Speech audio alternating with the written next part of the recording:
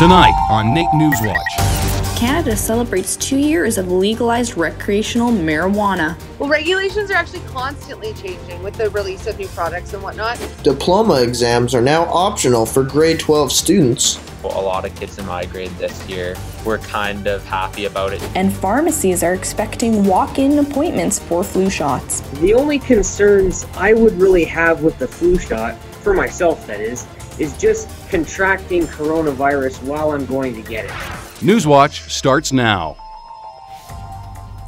Good evening. Canada's legal recreational marijuana industry is celebrating its second birthday this month. Sales have been climbing steadily since legalization, and COVID-19 has only given that industry a boost. Morgan Noseworthy joins us live with more on that story.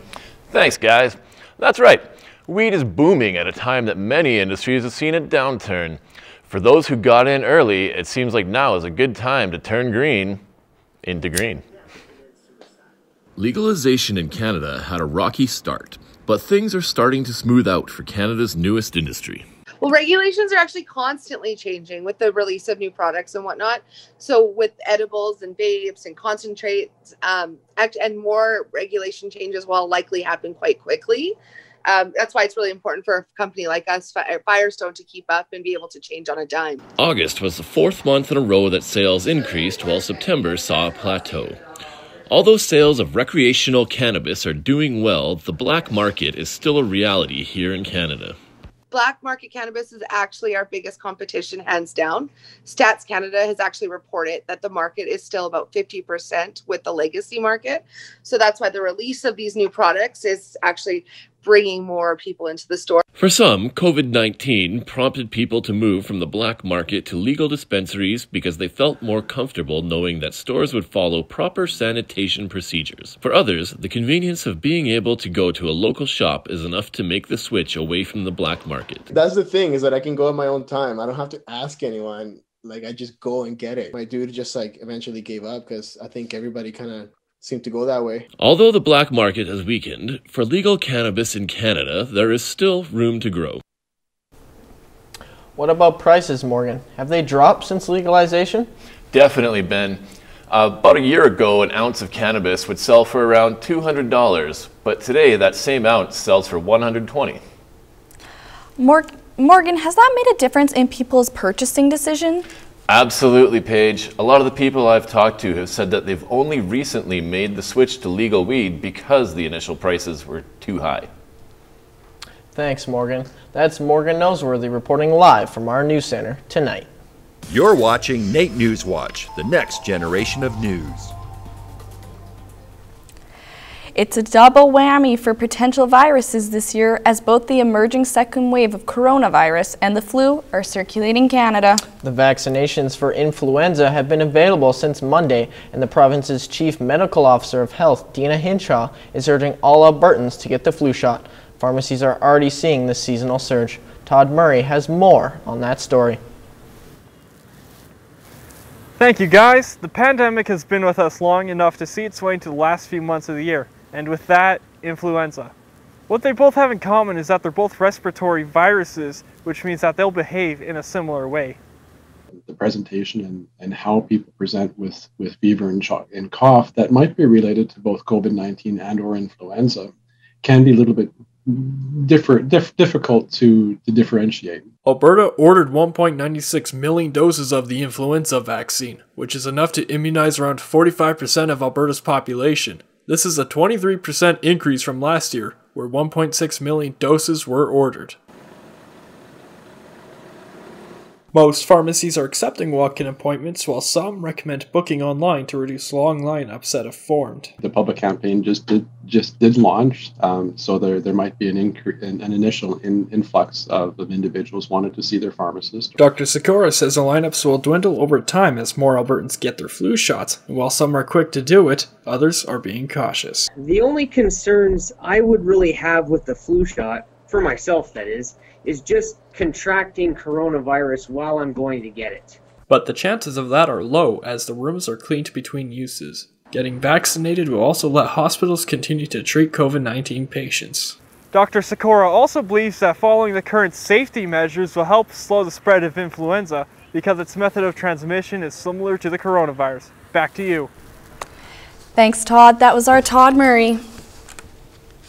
Alberta Education has made the official decision to make diploma exams optional for grade 12 students amid the pandemic. A lot of kids in my grade this year were kind of happy about it just because a lot of us kind of struggled with taking a really big test that has a pretty significant impact. After going back and forth with educators, students, and parents, the decision was made to make diploma exams optional to reduce already built-up stress from the pandemic, and the new quarter semesters. Not taking a diploma exam will not have an impact when applying to post-secondary. Admissions team gets from Alberta Education are those final transcripts, and it has the final mark. So nobody is looking to see how that mark was achieved, how many assignments, how much of that was based on coursework, how much of that was based on a diploma exam. They're just looking at that overall mark. The decision still has yet to be made if diplomas will be optional for the November and December quarter semesters.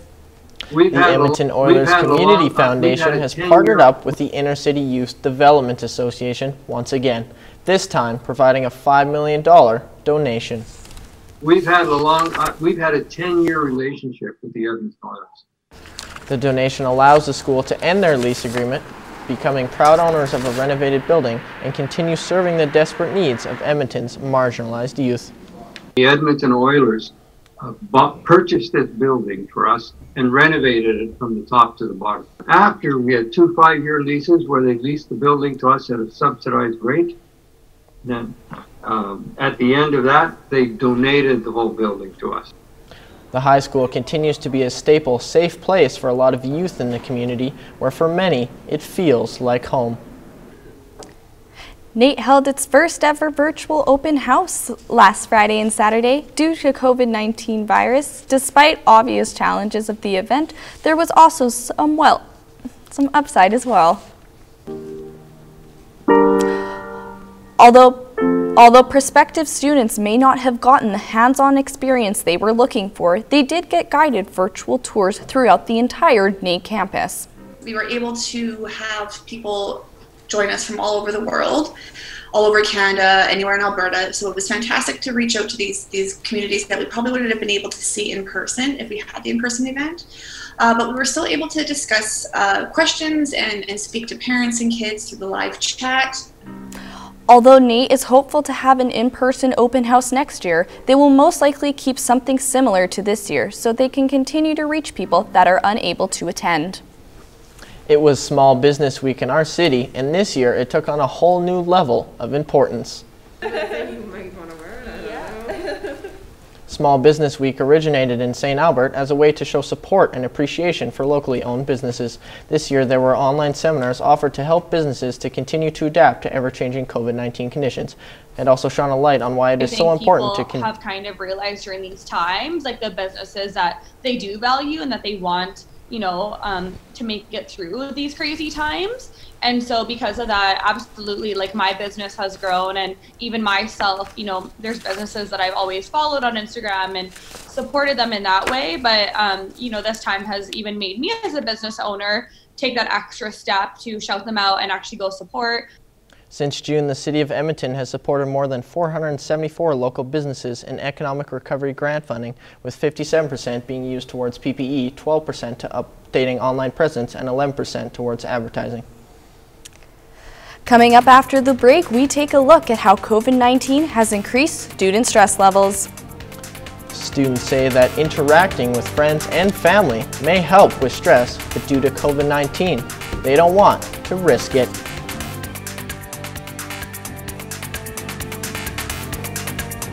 I feel really bored, and then I feel stressed because after pandemic, even I didn't get a chance to see my friend. In sports, the ACAC makes an announcement regarding the winter 2021 season.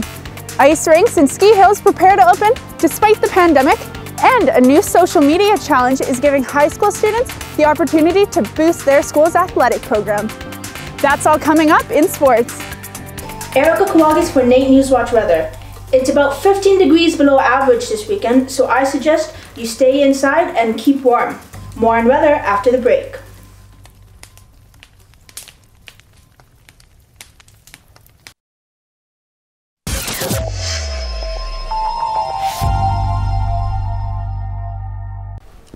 Well, Ben, it looks like fall is gone and winter's here to stay. I don't know, Paige. It might be cold now, but I heard it could be warming up real soon. Let's hear more from Erica Kawagas with weather. Thanks, Ben. You're right. It's going to be a cold weekend, well below zero, but starting next week, we're going to get some plus temperatures. Let's talk about this weekend, though. Starting in Calgary, we have a 60% chance of flurries, so that means lots of snow. You're going to want to drive safely. Moving on to Jasper, we have a -24 for our low and a -10 for our high. We're going to get a lot of snow coming in Friday, but Saturday, it's nice and sunny. And with Fort McMurray, same as Jasper, lots of snow Friday night, but a Saturday sunny afternoon. With a -11 and a -6 for a high, it's a lot warmer though.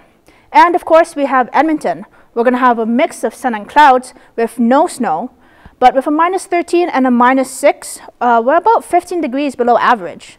Normally at this time we have a high of 10 and a low of -1, but with our averages, well, not our averages, our records, we have 25 for our high and a -23 for our low. This weekend, it's going to be cold, but I'm sure glad it's going to be warm starting Monday. That's all I got. Back to you guys in the studio. NewsWatch Weather is brought to you by NR92. It's almost halfway through the semester for students living in a COVID college world, and mental health professionals admit that it's adding to an already difficult time for some students. Here at NAIT, counselors want to tell students they're not alone and these new pressures are normal, even with the added stress of a pandemic. Medina Amrazadi reports.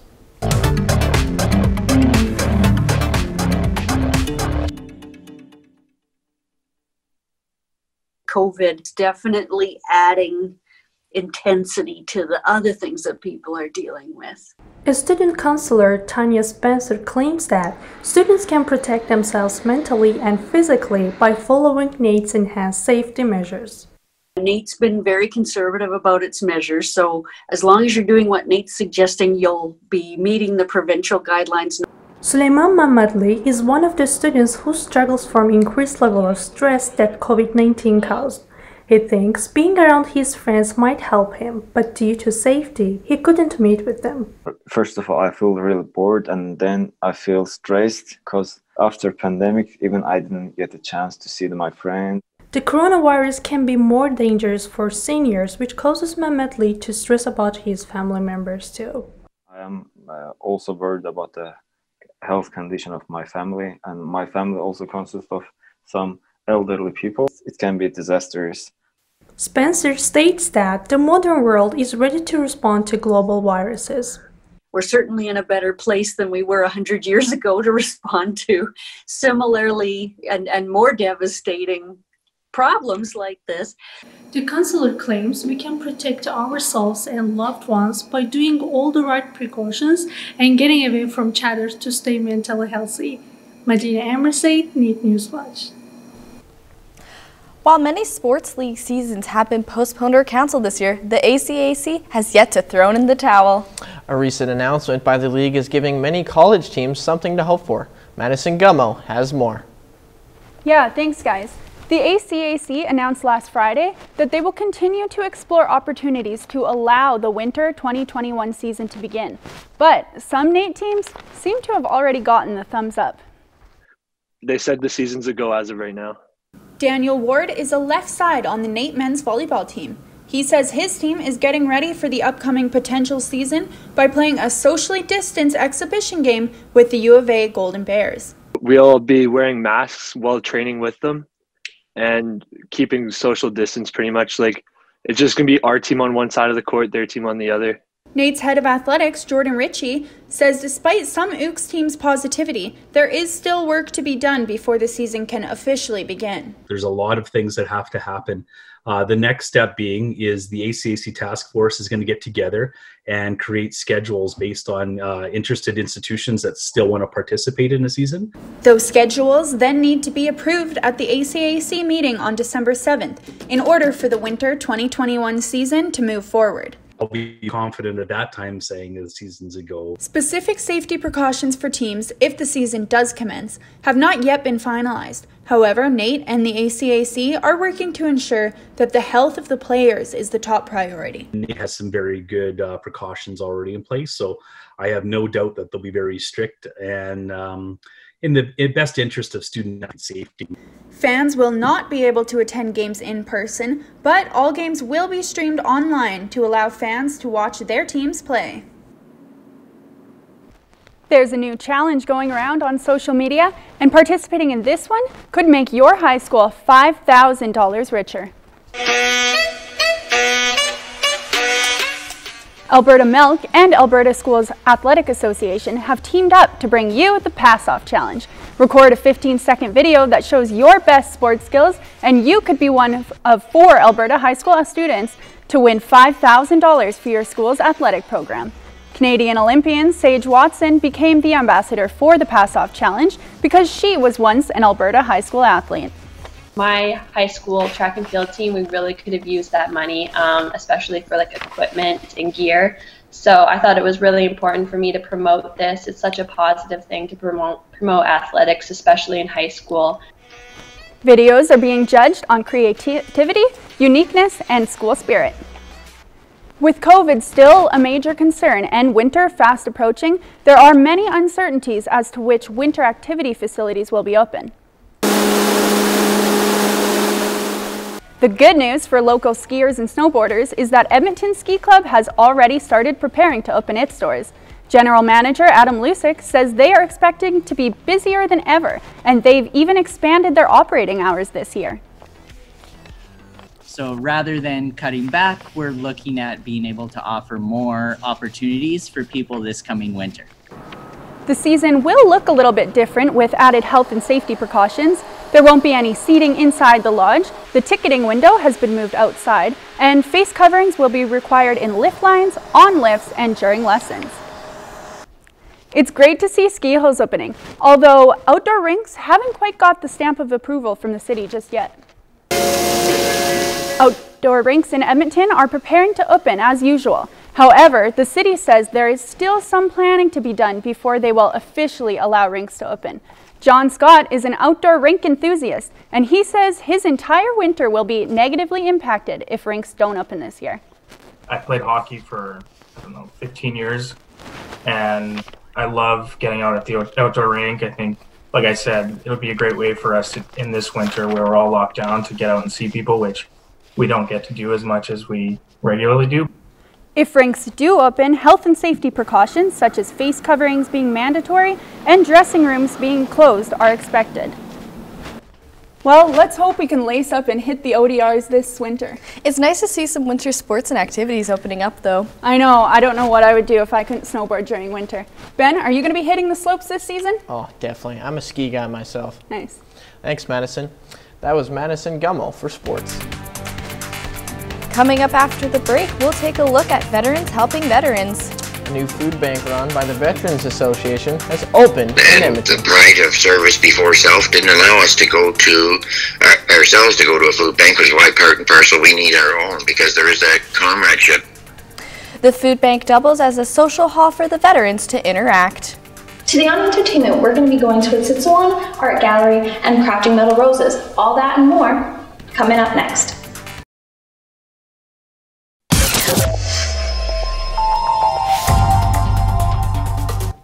A new food bank has opened in Edmonton and is doing its part to give back to military veterans and their families in more ways than one. The new Veterans Association has opened its first food bank location in Edmonton, and not only is it a food bank, but as well a safe place for veterans to have social interaction amid the pandemic. Our goal is to promote a stable environment for veterans, those veterans affected by loneliness, isolation, addiction, mental health, or other health-related issues with peer support programs and social activities. The program is a Veterans Helping Veterans initiative with multiple programs offered such as food hampers, soup Wednesdays, peer support groups, and many others. There is an intake of a veteran once they walk through the door in order to help them with exactly what they need. And they reconnections for those lost connections that we've had after our service there. There's many people that have been down and out due to physical, mental, and moral injuries that for that reason and the pride of service before self didn't allow us to go to ourselves to go to a food bank, which is why part and parcel we need our own, because there is that comradeship that's rebuilt in this connection. If interested in hosting a food drive on their behalf or would like to partner with the New Veterans Association, you can contact them at their phone number of 403-367-8387. A former NAIT grad has found a way to celebrate women in her new city. She has also started an initiative to help end period shame and get women the hygiene products they need. Our reporter Jonah Peterson has more.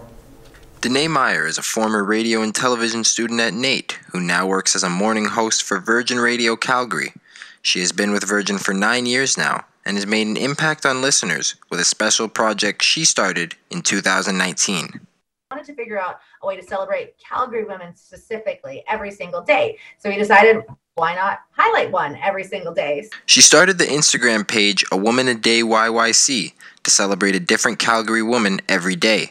The account now has over 8,000 followers and almost 600 women highlighted. You sign up to do an Instagram page every single day. It's a pretty daunting task, but right away, women started nominating other women. So it turned into this really cool women lifting up other women kind of community. Another initiative Danae and her Virgin teammates have started is Operation Period, which aims to make sure that women in Calgary get the hygiene products they need. 1/3 of Canadian women under 25 say they've struggled to afford menstrual products. Period poverty is a thing, and there's women that have to choose between buying groceries and buying hygiene products every single month in our country, and I feel incredibly blessed that I have never had to make that choice, but there's so many women that have. The project hopes to end the stigma around periods by having open conversation on the air about the subject. To help donate, you can find more information on the Woman a Day YYC Instagram page. For NAIT NewsWatch, I'm Jonah Peterson. Halloween has come early for some communities in Edmonton this year. It sure has. Caroline Smith has more on that next.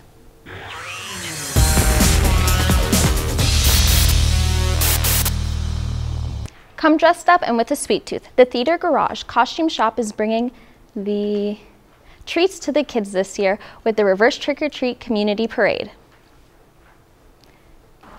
Being a year-round costume shop, the Theater Garage couldn't have imagined having Halloween canceled this year. After numerous calls from people asking about what they thought Halloween would look like this year, the Theater Garage took it into their own hands and decided to go to different communities and bring the candy to your doorstep. A good network of folks that like to volunteer and stuff, so we put this event together just to make some people happy and bring some joy to the streets. Being a small business, giving back and being a part of the community is important. After receiving gifts from people while doing their rounds, they decided to give back to the community again by collecting donations for the food bank during their roundabout. And don't worry if you missed them last week, they'll be going around Avonmore this Saturday from 4:30 to 6:30. David McCauley is an artist that uses upcycled materials to create unique pieces ranging anywhere between roses to animals. McCauley finds his inspiration in all the lost items he finds. McCauley has sculpted everything from roses to motorcycles to birds using cutlery, but his most ambitious project yet is his polar bear made up of approximately 15,000 forks. McCauley says finding the inspiration for these pieces comes to you and through you, and with the abundance of cutlery in secondhand stores, the polar bear came together. I started using forks. It was just the aha moment that this is crazy and wild, and I mean, really I did say, oh my God, this is crazy. Earlier this week, the transport trailer carrying the bear flipped, and to McCauley's surprise, the sculpture survived, save a few minor structural adjustments, and is now well on its way to being completed again. Keep an eye out on McCauley's website for more of his pieces. After some setbacks, the Osissowong Contemporary Art Center is open to the public with work from recognized and on-the-rise Indigenous artists. So the building was really designed around a lot of the values we held, really close to us. The Osissowong Contemporary Art Center has taken its spot on 96th Ave and features 8 artists and 11 pieces. The gallery has been in the making since 2015, and to create an audience, the OCAC used exhibitions and partnerships with other organizations. In 2017, the OCAC decided they needed a physical place of their own. It became really important for us to be able to build a space that has Indigenous methodologies and practices and values built into it. The space has been built with a kitchen for gatherings around food and multiple movable parts to house different exhibits. The center will continue with the tradition of 4 exhibits a year, and you can still see these pieces by booking a time on their website. The Edmonton Short Film Festival went live online last week to showcase local film talents. The 8th Edmonton Short Film Festival had over 200 films submitted and 50 showcased. Being Edmonton's only short film festival, staying up and running was important for the many artists to showcase their talents, and taking ESF online did not hold back the festival. A good online presence is going to be the way of just moving forward. Being able to bring the festival to more people from around the world was a big win for ESFF. Breaking boundaries for their audience reach to showcase local and international film talents. While a lot of entertainment ventures are moving online or simply closing doors, one local theater company will still find a way to keep its doors open and charm the city.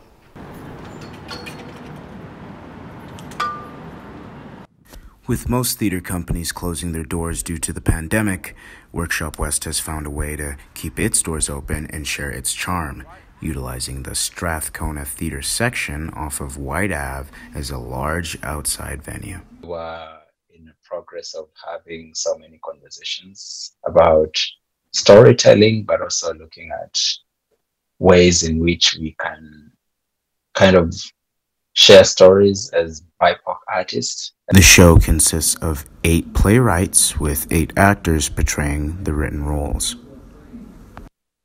When you buy a ticket, you get access to an application that kind of takes you through these different stages. And it's organized in 5-minute pieces, not more than 5 minutes. It takes around 40 minutes to an hour to complete the whole show. So don't just stay home and watch TV. Bring a friend or partner to experience Here There Be Night. Come to Strathcona. The show's only $15 and it's up for 2 weeks. I'm David McDowell, reporting for NAIT NewsWatch. I love strolling through art galleries, and after seeing the great work at the Osissouan, I will definitely be making it a regular spot for me. This is Caroline Smith, NAIT NewsWatch. Paige Gordon. And I'm Ben Tompkins. Keep warm out there.